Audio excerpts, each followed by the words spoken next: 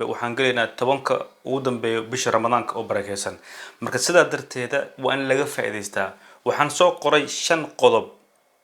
qodob oo muhiim ah tahay insha Allah taala 5 qodob ku dadaal inaad maalin kasta aad samaysid tan koowaad ay tahay waxa weeye waxaad ku dadaashaa inaad sadaqa aad baxsatid sadaqa ha noqoto 1 riyaal 1 kron 1 pound 1 dollar waxay noqotaba oo habeen kasta ba hal bixi laba bixi saddex bixi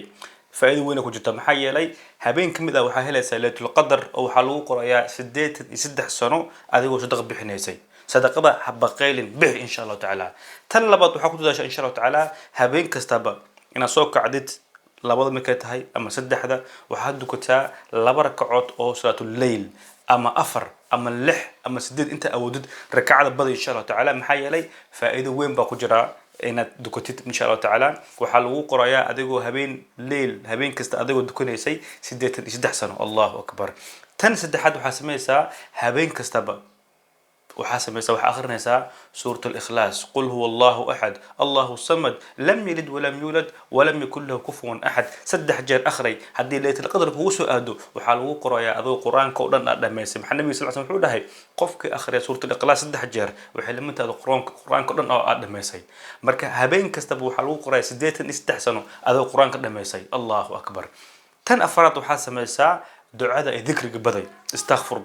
الله الحمد لله الله اكبر لا اله الا الله اللهم انك عفو بدي دعاء النبي صلى الله عليه وسلم وحده عائشه وحده